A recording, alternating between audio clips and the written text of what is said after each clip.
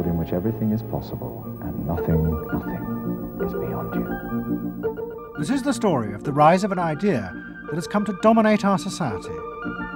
It is the belief that the satisfaction of individual feelings and desires is our highest priority. Today we're going to tell you how to get whatever you want. I wanted to live a different life that wasn't available to me in the image I was born. I am here, look at me, notice me. Previous episodes have shown how this rise of the self was fostered and promoted by business. They had used the ideas of Sigmund Freud to develop techniques to read the inner desires of individuals and then fulfill them with products. This final episode is about how that idea took over politics. It tells the story of how politicians on the left, in both America and Britain, turned to these techniques to regain power. They believed that they were creating a new and better form of democracy, one that truly responded to the inner feelings of individuals.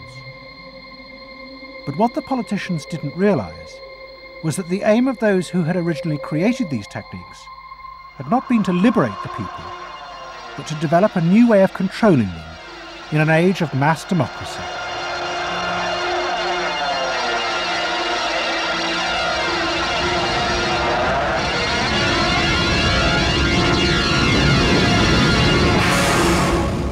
The roots of the story lie way back in the America of the 1920s with one man. He was called Edward Bernays, the nephew of Sigmund Freud. Bernays had been one of the inventors of the profession of public relations, and he was fascinated by his uncle's theory that human behaviour was driven by unconscious sexual and aggressive drives. Many of Bernays' clients were large American corporations, and he was the first person to show them how they could sell many more products if they linked them through images and symbols to those unconscious desires that Freud had identified. The strategy he offered them was that people could now look at the goods that were emerging within this society and not merely view those goods as things that they needed in order to deal with some specific material want, but also as goods which would stroke and respond to deep emotional yearnings. You know, how this bar of soap or this bag of flour will make you a happier, more successful, more sexually appealing, less fearful person. Somebody to be admired rather than reviled. The powerful people in that world are those people who are capable of reading the public mind and giving the public what it wants in those terms. And Bernays was at the heart of it. Bernays was the guy who was the foremost articulator of the theories which were driving this new system. By the 1980s, Bernays' ideas had come of age. A vast industry had grown up in America, devoted to reading the inner desires of consumers. At its heart was the technique of the focus group. Previous episodes have shown how the focus group was invented by psychoanalysts employed by US corporations. The aim was to allow consumers to express their inner feelings and needs, just as patients did in psychoanalysis. The information was then used to promote and design new products that would fulfill those desires. And Edward Bernays, who was now nearly 100 years old, was celebrated as the founding father of this marketing world. Hi, Doctor. Good to see you. Come on up over here. There you go. Doctor, tell me again what the doctor is. What are we dealing with here? You're the father of public relations. What we're dealing with really is the concept that people will believe me more if you call me doctor. Oh, I see. So, that's a good idea. And Bernays' ideas and techniques were also about to conquer Britain in the 1980s. Unlike America, the ruling elites in Britain had always distrusted the idea of pandering to the masses. It was epitomised by the patrician elite who ran the BBC. Even as late as the 60s, popular programmes were referred to as ground bait. Their real job was to lure the viewers into watching the more serious programmes the elite knew was good for them. and market research reflected this attitude. Individuals were observed and classified by market researchers according to their social class, from A through C2, D and E. Probably they might be C2s. Yes, I think by the way they're carrying their luggage. All yes, no taxi. No taxi, and all stuffed in the bags like that. I think the lady possibly sets her own hair, which is always an indication. Yes. The children are nicely dressed. Yes, they are. Probably a skilled worker. A skilled, yes, a skilled worker. I would think say so. Yes, I would say so. Certain apprenticeship or done some qualifying. We agree then. Yes, we think C2. We think so. Yes. When people were asked their opinion about both products and politics, they were selected by social class and asked only strictly factual questions about what they thought. Leaving your own party sympathies on one side, who do you think will win this forthcoming election? Labour. And tell me which you prefer. Which party do you think you'll be voting for? This time, Liberals. You'll be voting for the Liberals. And who do you think will be second? Conservative. This one. Thank you. The idea that one might ask people what they themselves felt and desired, and then give it to them, was seen as alien to the ruling elites, which would challenge their belief that they knew what was best for the public. There's evidence in other countries, in the United States for example, where pollsters have been used before elections to interpret the mood of the public, and then you give people more what they want to have and less what they ought to have. But again, this could be alleged to be more democratic, I don't know. It's very dangerous ground, I think, though, when polls are used in that way. But then, in the economic crisis of the mid-70s, British industry was forced to begin to pay attention to the inner feelings of consumers. As the recession deepened, consumer spending fell dramatically, and the advertisers insisted that the only way for companies to survive was to make their advertising more effective. And to do this, they would have to delve into people's underlying psychological motives for purchasing. The advertising industry started to bring in Americans to run focus groups with British housewives. Everyone is a unique person, and even though you're a group of 10 today, we don't want a group opinion, and we want to know your ideas and your thoughts, no matter how crazy it might be. Please let your imagination run wild, because that's how very crazy things like instant coffee got born. Now, can we get somebody, this lady, to be a kitchen sink? And kitchen sink, how do you feel with these things that are being used to clean you up? Well, I've got to feel clean. I've got to be kept clean. So I feel that. I should hate it if I was all greasy, so I've got to be easy to clean. Okay, now the housewife, this lady, what would you use to clean your kitchen sink? A scouring powder. Of course, a cloth to apply the things on, and plenty of water. Now, how do you feel as you're doing this chore? Feel satisfied? Well satisfied when I have done it, yes. I'm doing my duty. I feel it's a job well done. The consumers were encouraged to play at being products, from household cleaners to car seat belts. The aim was not to talk rationally, but to act out and reveal their inner emotional relationship to products. Which firmly and unmistakably underlines. And then a politician emerged who also believed that people should be allowed to express themselves. Instead of being controlled by the state, the individual should become the central focus of society. Some socialists seem to believe that people should be numbers in a state computer. We believe they should be individuals. We're all unequal. No one, thank heavens, is quite like anyone else, however much the socialists may pretend otherwise. And we believe that everyone has the right to be unequal, but to us, every human being is equally important. A man's right to work as he will, to spend what he earns, to own property, to have the state as servant and not as master, they are the essence of a free economy, and on that freedom all our other freedoms depend. Mrs. Thatcher's vision was of a society in which the wants and desires of millions of individuals would be satisfied through the free market. This, she believed, would be the engine to regenerate Britain. And with her ascent to power, the advertising and marketing industries flourished. Their task was to find out what the British people really wanted and then sell it to them. In this new climate, the focus group flourished. And those who ran them borrowed from the techniques of psychotherapy to delve ever deeper into people's feelings about products. We're trying to understand how people feel about brands, how they relate to brands. That is to say, what the brand's personality is as far as consumers are concerned.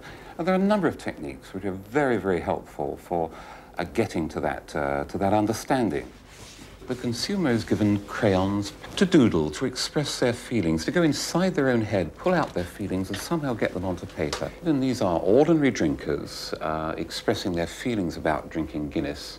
Here you see a rich, very female aspect of Guinness. So if you were describing a woman who somehow to you had that character, what sort of person is it? Paula Yates, who used to lay in bed, surrounded with magazines and chocolates like a 50s starlet.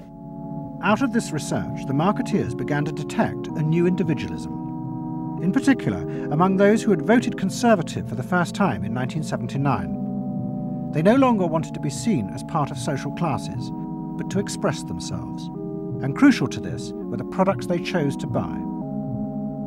We identified that there was this trend towards what might be called individualism, where people wanted to still be part of a crowd, but to express themselves as individuals within it, to have their own personalities, to be, I suppose, their own men. I didn't want to be the same as everybody else. I wanted it to be a little bit different, a little bit individual.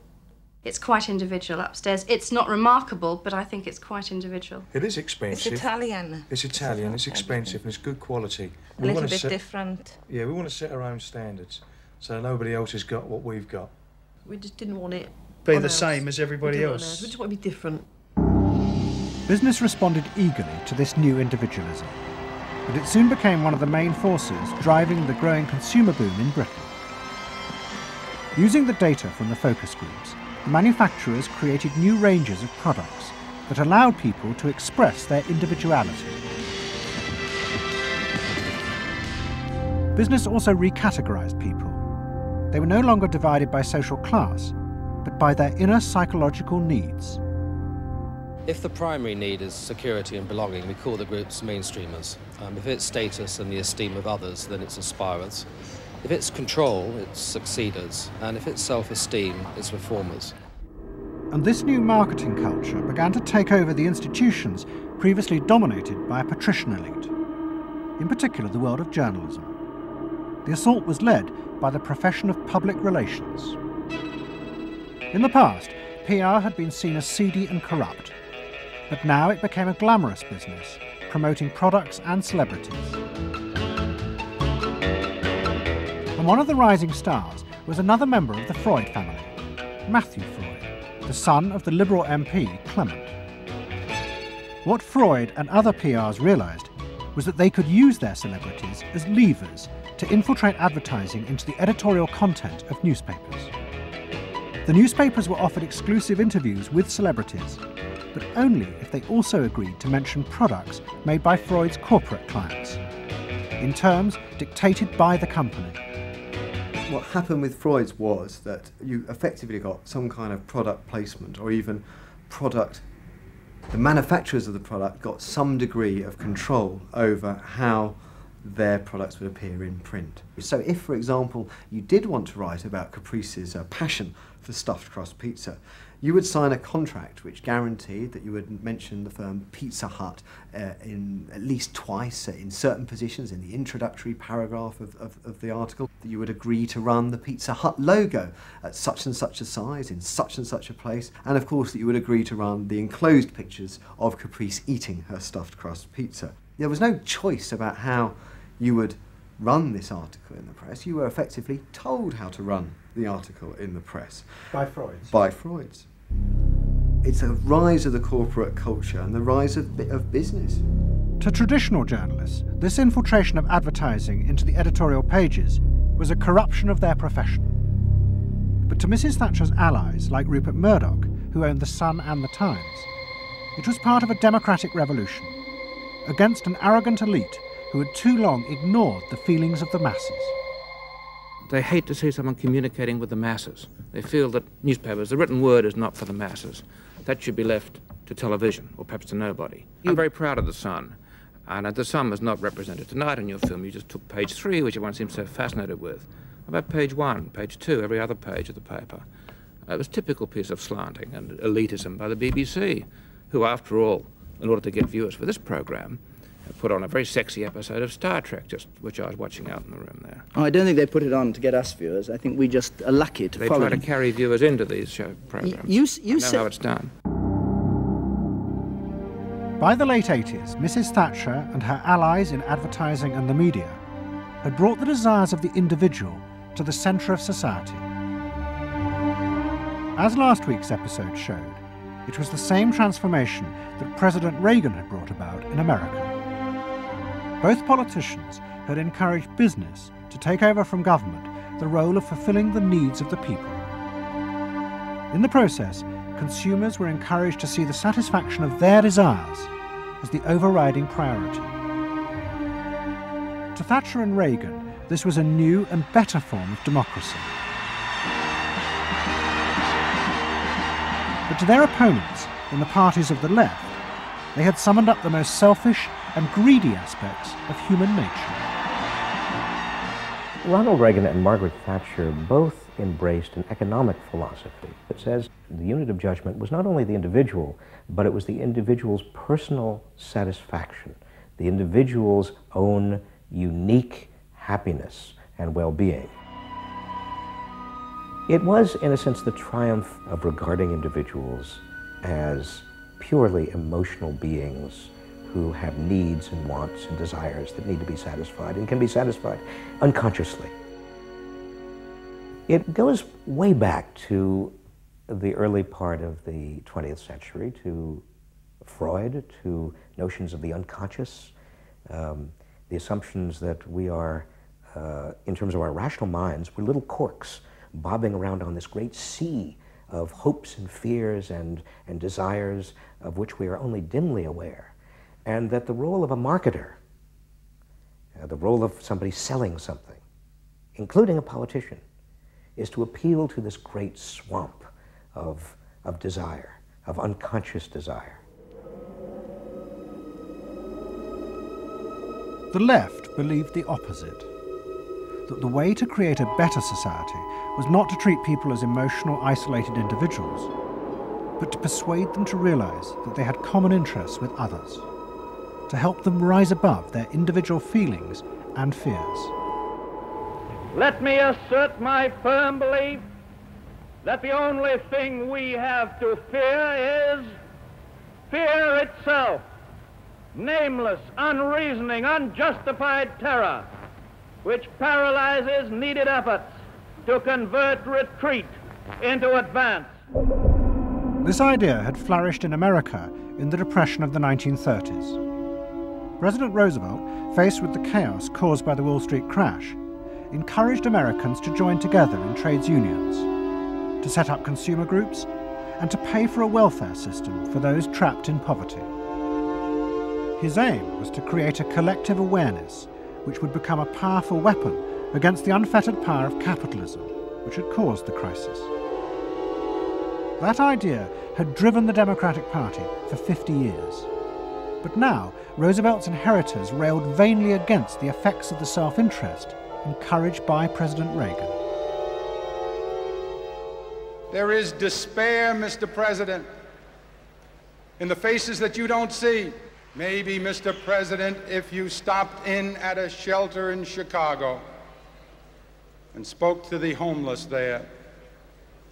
Maybe, Mr. President, if you asked a woman who had been denied the help she needed to feed her children because you said you needed the money for a tax break for a millionaire or for a missile we couldn't afford to use. The worst thing Ronald Reagan did was to make the denial of compassion respectable. He said, you've worked hard, you've made your money. You shouldn't have to feel guilty about refusing to throw it away on people who choose to be homeless and who choose not to work. That's what he said. He said it with an elegance and a kind of benign aspect that disguised its harshness. You think we can do anything about it? Well, why not?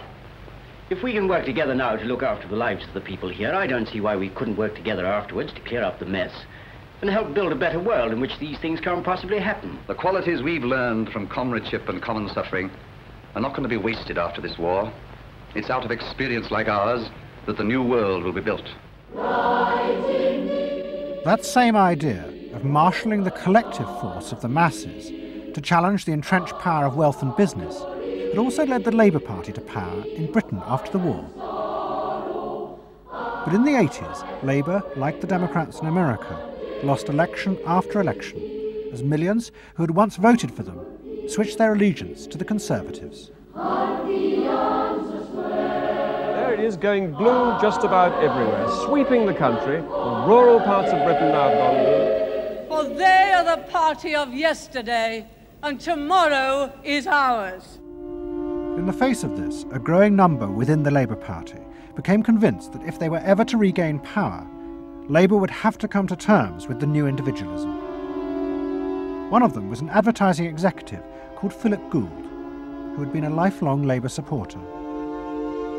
Gould believed that Labour's leadership had become corrupted by the same patrician arrogance that dominated all Britain's institutions. They denigrated and disapproved of the new aspirations of working-class voters. Labour stopped listening to these people.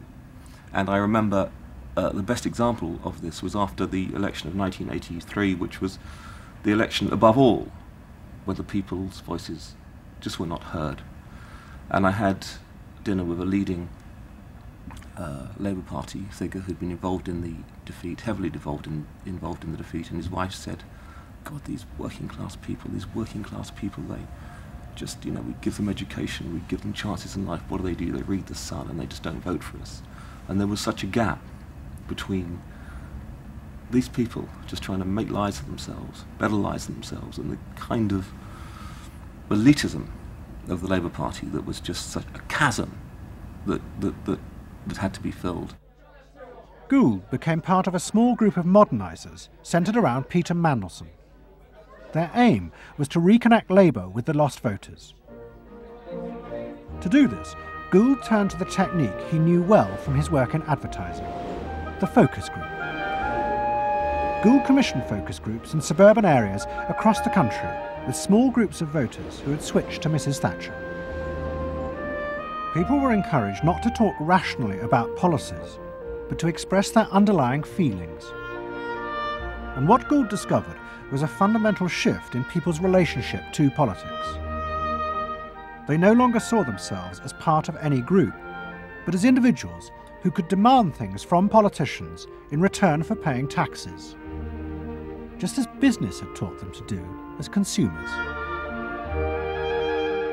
And I found that the people had become consumers. People now wanted to have, politics and life on their own terms. I mean, not just in politics, but in all aspects of life too. People see themselves as they are, as autonomous, powerful individuals who are entitled to be respected, who are entitled to have the best, not just in, going to Tesco's or wherever, but the best in terms of health and in education too. All this was about getting the Labour Party to understand that people really, really, really had changed, and the Labour Party had not, and unless the Labour Party changed, it would not win. Philip Gould now set out to try and persuade the Labour Party that they would have to make concessions to what he called the new aspirational classes. But he was going to face implacable opposition. In the run-up to the 1992 election, Gould argued that the only way to win was for Labour to promise not to put up taxes. But the Shadow Chancellor, John Smith, angrily refused. Labour would stick to its fundamental policies. They would fight the election with the promise of tax increases to create a fairer society. And as the campaign began, it seemed as if Philip Gould was wrong. The traditional polls consistently showed Labour ahead, despite the Conservative campaign message that a Labour government would put up taxes. Even the Conservatives' oldest allies in the press became convinced that by harping on about tax, the Conservatives were cutting their own throats. So the worry about the Tories must be that they're not at the moment conveying a sense of grip and being in control. And unless they can do better than that, I think they're going to lose. I mean, the other thing is that they still say that they are going to go on and on with this one single message of tax. And I think, part of the difficulty this morning was that you had a whole lot of people who've been going to the same press conference for 7 days, had virtually the same message thrust at them, and are kind of getting bored and restless and hitting back on it. I think the media sense a big story coming in the Tories being defeated. And the Labour Party too was convinced it would win and finally return to power. It's now time to meet the men and women who will form the next government. Labour Chancellor of the Exchequer, John Smith. And now, it is time for the next Prime Minister, Neil Kinnock. Those running Labour's campaign believed that by modern presentation they would attract back the voters, yet keep the old policies. But Philip Gould was convinced that Labour were going to lose. Through his focus groups, he knew that the very people who were telling the traditional pollsters they would vote Labour were in reality preparing to vote Conservative out of self-interest. But they were too embarrassed to admit it. And John Major also knew this, because his focus groups were telling him the same thing. What do you make of the poll, which puts Labour 5 points ahead? Sir, just one to the Daily Mail, sir. Feel out in the streets that matters. What do you it's feeling good on the streets, is it? It is feeling good on the streets, yes. It has been feeling surprisingly good on the streets for some time. Quite surprisingly, quite out of line with opinion polls. Don't ask me to explain it, but it feels all right. Sir? Anyway, go on. No, lads, you must sit down. We're waiting to go. John Major's victory in 1992 was a disaster for the Labour Party. The small group of reformers centred around Peter Mandelson and Philip Gould were convinced that the only way for the party to survive was to change its basic policies. But their ideas were rejected by John Smith, who had now become leader. Philip Gould left Britain to go to work for the campaign to elect Bill Clinton president in America. The 1992 election, during it and afterwards, people felt under great strain and really did feel demoralised and dejected. And then to go from this to the Clinton campaign, it was an extraordinary experience, because here suddenly I found articulated many of the ideas that I'd had but not fully myself been able to encapsulate or to articulate. If you want a president who will restore the middle class, reclaim the future for the middle class, and restore the American dream, vote for Bill Clinton in New Hampshire and send a signal to the country that we are coming together. What Gould discovered was that, like the Labour Party, the Democrats had also been doing focus groups with swing voters. The difference was that Bill Clinton had decided to tailor his policies to fit with these voters' desires. Above all, with their ferocious belief that they should only pay tax for things that benefited them, not for the welfare of others. I have no idea what percentage of my tax dollars go to welfare, but even if it's a minuscule percentage, even if it's 0.25%, it's still too much for the people that are receiving these benefits that are basically non-productive. The Clinton team decided that to win, they had to promise tax cuts for these suburban voters. And they also used the focus groups throughout the campaign to check every appearance, speech and policy with them for their approval. What Clinton called the forgotten middle class became central figures in a new type of reactive politics. Candidates for the presidency in the United States had been prepackaged and designed for many, many years. What was new was an attempt to use very sophisticated or pseudo-sophisticated techniques to plumb the public psychology, to find out precisely what the desires of the individuals were, and then to come up with a candidate and a platform and images and words that exactly responded to those deep desires. This was packaging at a new level. This was polling at an extreme. I'm not going to raise taxes on the middle class. And the middle class needs a break. Government is in the way. It's taking more of your money and giving you less in return. In the name of the hard-working Americans who make up our forgotten middle class, I proudly accept your nomination for President of the United States. Stay focused. Talk about things that matter to people. You know? It's the economy, stupid. Okay? But Clinton's campaign team, led by James Carville and George Stephanopoulos, did not believe that they were capitulating to the selfish desires of the middle classes. Tax cuts were the price they had to pay to regain power. But once in power, they would still fulfill traditional democratic policies and help the poor who had been neglected under Reagan, above all with the reform of health care. They would pay for the tax cuts by cutting defence spending and increasing taxes on the very rich. In this way, they believed they were forging a coalition of the new and the old voters, both of whom could be satisfied. Probably for the first time in a generation tomorrow, we're going to win. And that means that more people are going to have better jobs. People are going to pay a little less for health care, get better care, and more kids are going to go to better schools. So thanks.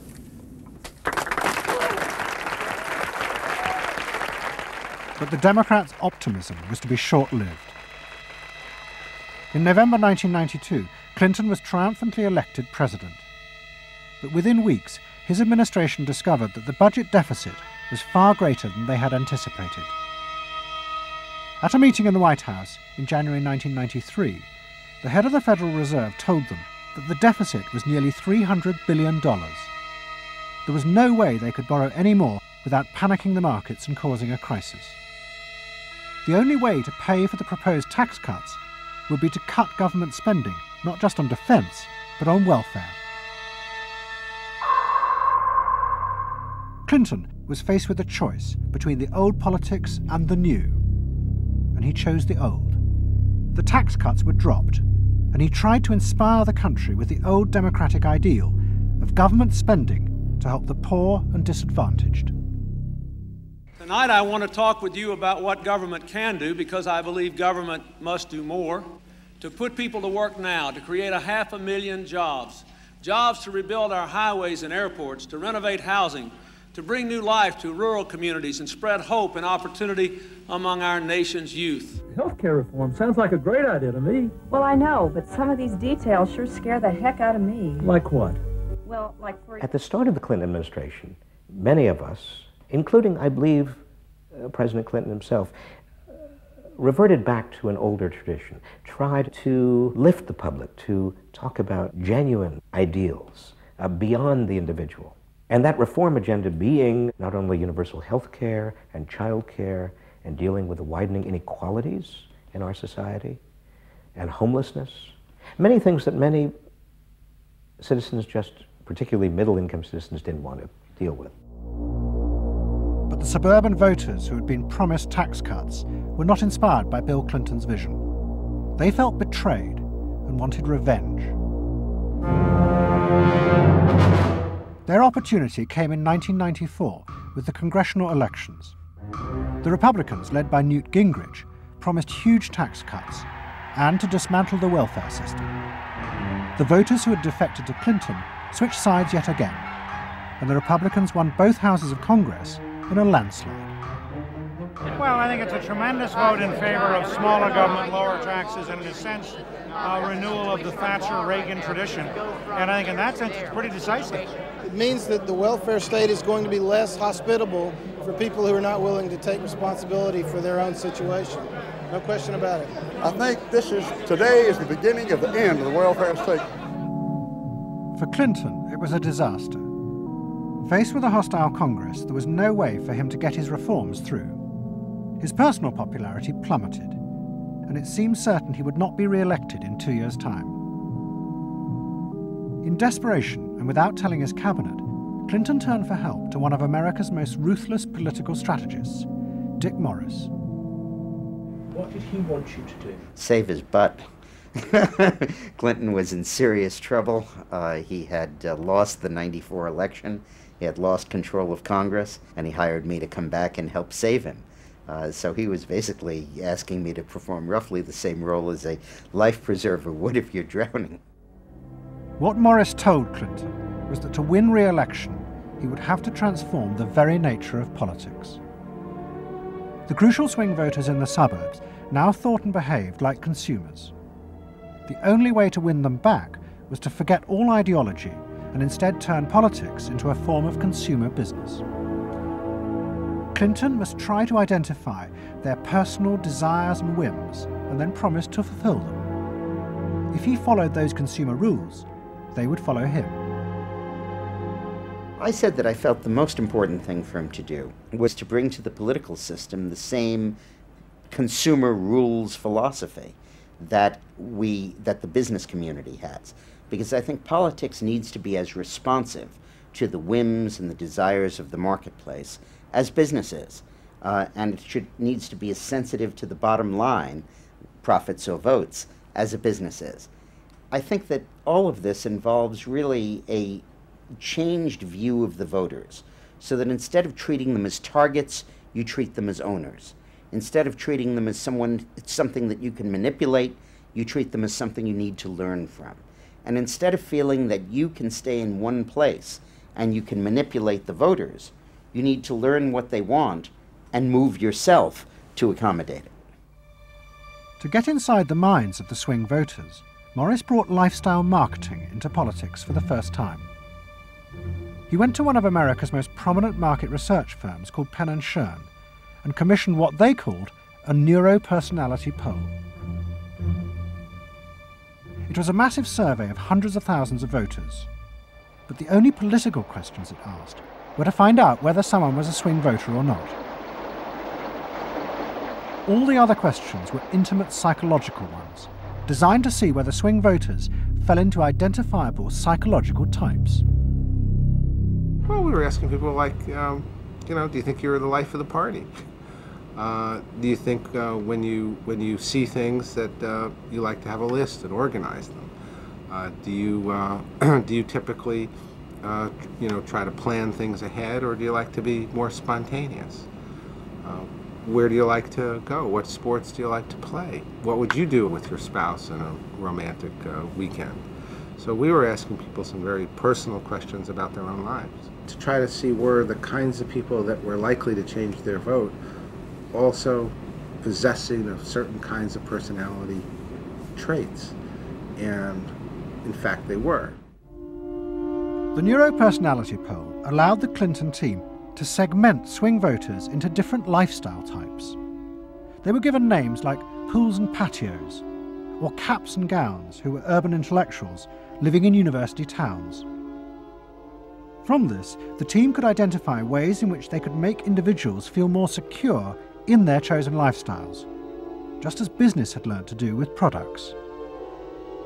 Dick Morris called it small bore politics, tiny details of people's lives and personal anxieties which politics had never even thought about or noticed before, but which now had become the key to winning power. It was an America that focused on day-to-day practical concerns. Should I wear seatbelts? Should I stop smoking? Should I wear a school uniform? Is my neighborhood being protected? It was not so much a new individualism as the social order as we had known it had broken down. So we got into people's heads, understood their psychology about lifestyle, about values, what they thought was important, what issues they wanted politicians, and particularly the president, to address. And these issues proved to be very, very different from what the conventional wisdom had suggested. As the election campaign began, Clinton revealed Morris's new approach to a shocked White House. All traditional policies were to be dropped. Instead, he would concentrate exclusively on policies that targeted the worries of the swing voters. V-chips would be fitted into televisions to prevent children from watching pornography. And mobile phones would be fitted into school buses to make parents feel more secure. Dick Morris also persuaded the president to spend his leisure time in the same way as particular groups of swing voters. He sent Clinton on a hunting holiday, dressed in exactly the Gore-Tex outfits a group called Big Sky Families liked. The aim was to reflect swing voters' lifestyles back to them. The Liberals in Clinton's cabinet hated this approach. And I would say, well, Dick, why have a campaign?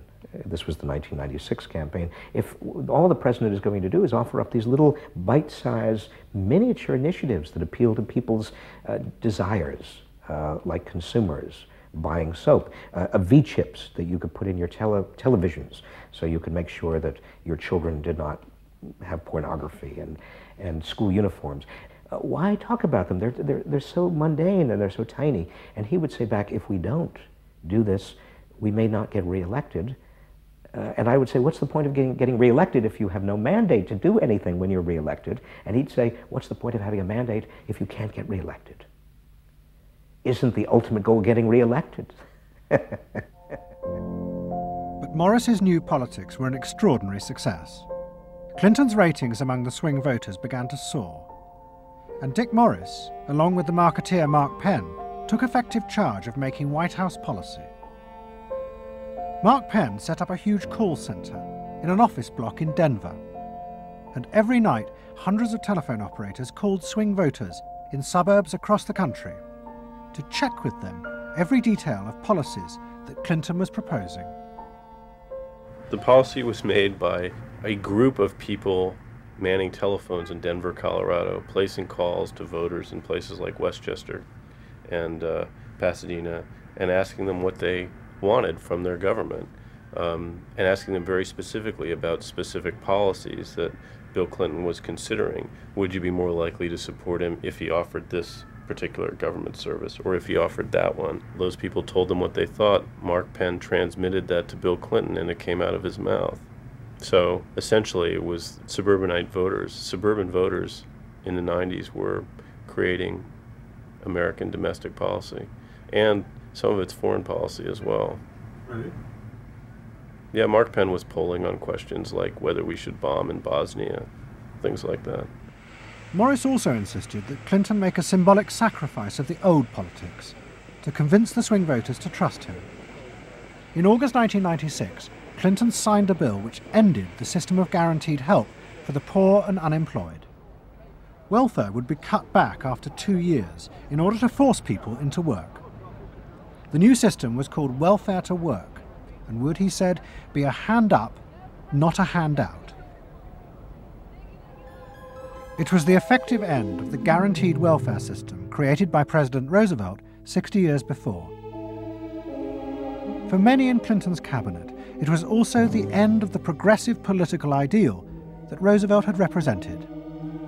The belief that one used a position of leadership to persuade the voters to think and behave as social beings, not as self-interested individuals. Dick Morris and the pollsters had won. And by that I mean that the people who ultimately got to the president, shaped the president's mind, were those who viewed the voters as just a collection of individual desires that had to be catered to and pandered to. It suggests that democracy is nothing more, and should be nothing more, than pandering to these unthought about, very primitive desires. Primitive in the sense that they are not even necessarily conscious, just what people want in terms of satisfying themselves. And the same triumph of the politics of the South was about to happen in Britain too. In 1994, Tony Blair had become the leader of the Labour Party, and the reforming group centred around Peter Mandelson became all-powerful. Almost every night, Philip Gould ran focus groups with swing voters in the suburbs. But this time he was listened to, and the desires and the fears of the new aspirational classes became the central force shaping Labour Party policies. In that period, I was talking to people who used to vote Conservative and were considering voting Labour, and they wanted understood that they are financially pressed and that there are limits to the extent to which taxation can be improved. They think that crime is an issue that matters to them and should be respected. They You know, they want welfare to go to people who deserve welfare, not to people who do not. This was seen of by many in the Labour Party as selfish. I never saw that it was selfish. I believe that you know, a dad or a mum doing their best for their family isn't selfish. They're just doing their best for their family, and that's what people do. A crackdown on those who make life hell in their local neighbourhoods through noise or disturbance. Law and order is a Labour issue today. Philosophy of campaigning is, let's concentrate on swing voters, let's focus group them to find out what they want and what will appeal to them, and let's just relentlessly push those themes in the election. Something is happening to you. After promising to put money in your pocket, the Conservatives are quietly taking it away. Philip Gould was crucial because he gave the raw material, if you like, for these politicians to do this kind of politics. In that when he came up with stuff, they'd follow it, you know, pretty much without exception. Blair himself would pore over these sort of 12-page memos and say, well, this is what we must do. We want people to earn more, to consume the good things of life. We want people to pay lower taxes. Gordon Brown says a Labour government would hold the main tax rates unchanged. A Labour government will not increase the basic rate of tax. I want to make it clear that I will not increase tax. In fact, the Labour Party does stand for Middle England. Those that aspire to do better, to get on in life, and be ambitious for themselves and their families will do better with Labour. Groups of 8 people drinking wine and nibbling, you know, Cheerios, what they thought determined effectively everything that the Labour Party did. And although those running the campaign liked to portray the new approach as their invention, it was in fact copied from the Americans, even down to the phrases that the American marketeers had tested on their swing voters. Peter Mandelson and his team were in the United States watching what we did and copied almost verbatim our approach in their 1997 campaign. The benefit system should be about giving people a hand up, not just a handout. Mandelson's not a fool if he's anything. He saw something that worked, so why not do it? And I can remember reading their manifesto and saying to myself, they just took it lock, stock, and barrel. You know, on one hand you're proud, and on another hand, you're bitch. And as in America, Labour was forced to drop policies that would not directly benefit the swing voters, even if it meant sacrificing its fundamental principles. The commitment to public control of industry, which was enshrined as Clause 4 of the party constitution, was dropped. The aim of Clause 4 had been to use the collective power of the people to challenge the unfettered greed of business. But now, Tony Blair was faced with crucial voters who no longer saw themselves as exploited by the free market. They saw themselves as individual consumers who were fulfilled and given identity by what business delivered them. The new Clause 4 promised not to control the free market, but to let it flourish. Business is more powerful than government. It is quicker, it is more creative. Business is the lifeblood of the country. From this come all the benefits that society needs. Employment, investment. I think, frankly, there is only one party getting business right, and that's New Labour. What New Labour did, it suits people who exert power in society not through the political system, or not through the democratic political system. So it suits big business, and it suits entrenched interest, and it suits the status quo. You know, those 3 things, of course, just off the top of my head, being the things that the Labour Party is supposed to be, you know, a counterforce to. What that means is big business get to carry on exerting their power behind the scenes, getting their way, because there's no countervailing pressure. Countervailing pressure isn't going to come from, you know, 8 people sipping wine in Kettering. Here he goes, turning an awful lot of other blue seats red as well.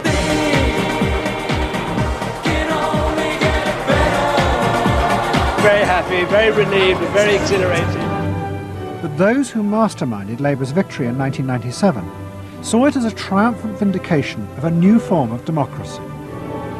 By understanding and fulfilling people's inner desires through the focus group, they were giving power to individuals, not treating them as faceless groups who were told by politicians what was good for them. I don't see the focus group as some marketing tool. I see the focus group as a way of hearing what the people have to say. And I see the focus group as a way to a new form of politics. What the people give, the people can take away. We are the servants, they are the masters now. 1997 was, I think, fundamentally important in that, because I think it is the end of the elitist politics that's dominated Britain for so much of the last 100 years.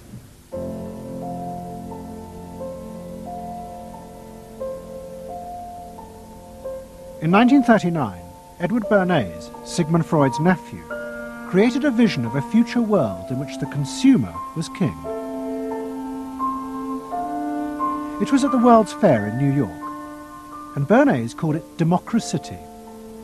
It was one of the earliest and most dramatic portrayals of a consumerist democracy, a society in which the needs and desires of individuals were read and fulfilled by business and the free market. The World's Fair created a spectacle in which all of these concerns were met, and they were met by Westinghouse and General Motors and the American Cash Register Company, and company after company presented itself as this sort of centerpiece of a society in which human desire and human want and human anxiety would all be responded to and would all be met purely through the free enterprise system. There was this sort of notion that the free market was something that was not guided by ideologies or by political power. It was something that simply was guided by the people's will. This was the model of democracy that both New Labour and the American Democrats had bought into in order to regain power. They had used techniques developed by business to read the desires of consumers, and they had accepted Bernays' claim that this was a better form of democracy. But in reality, the World's Fair had been an elaborate piece of propaganda designed by Bernays for his clients, the giant American corporations. Privately, Bernays did not believe that true democracy could ever work. He had been profoundly influenced in this by his uncle's theories of human nature. Freud believed that individuals were not driven by rational thought, but by primitive, unconscious desires and feelings. And Bernays believed that this meant it was too dangerous to let the masses ever have control over their own lives. And consumerism was a way of giving people the illusion of control, while allowing a responsible elite to continue managing society.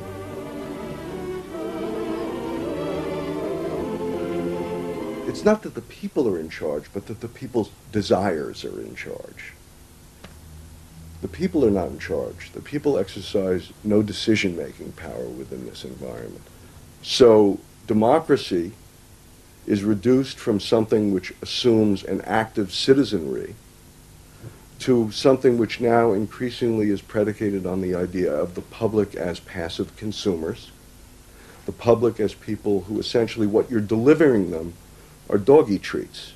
The problem for New Labour was that it believed the propaganda. They took at face value the idea promoted by business that the systems invented to read the consumer's mind could form the basis for a new type of democracy. Once in power, New Labour tried to govern through a system that Philip Gould called continuous democracy. But what worked for business in designing products led the Labour government into a bewildering maze of contradictory whims and desires. For much of Labour's first term, the focus groups said that the railways were not a high priority, and Labour's policies faithfully reflected this. But now, those same groups are blaming the government for not having invested more money sooner in the railways. The point about focus group politics is that there isn't one because people are contradictory and irrational, and so you have a problem in terms of deciding what you're going to do if all you do is actually listen to a mass of individual opinions that are forever fluctuating and don't really have any coherence, and crucially are not set in context.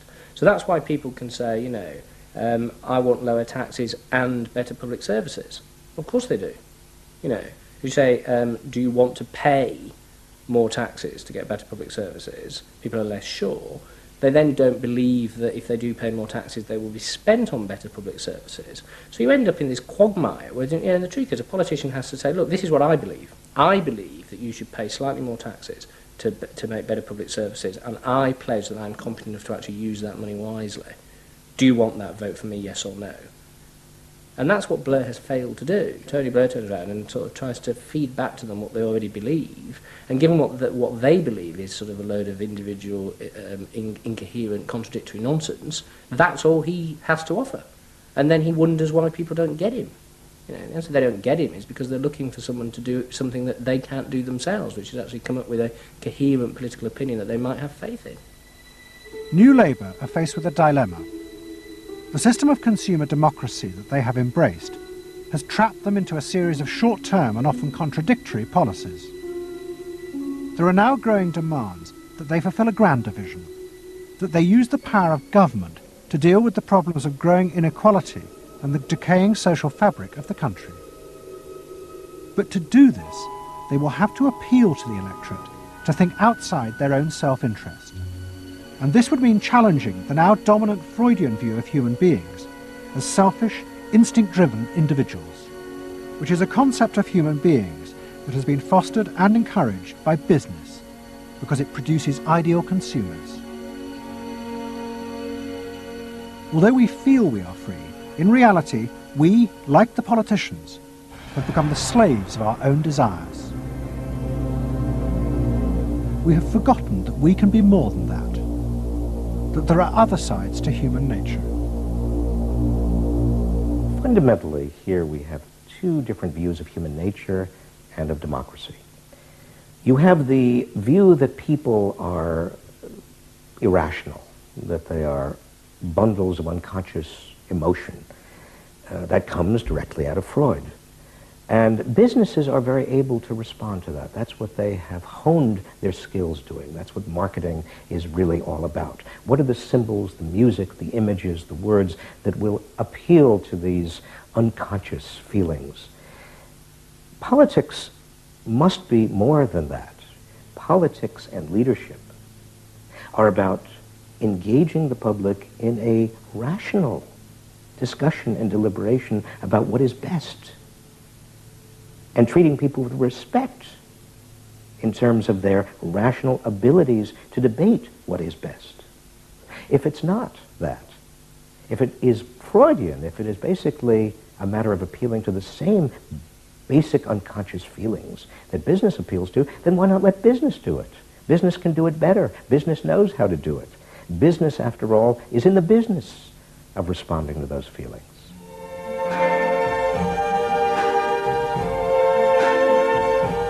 I see trees of green, red roses too. I see them bloom for me and you. And I think to myself, what a wonderful world. I think to myself, what a wonderful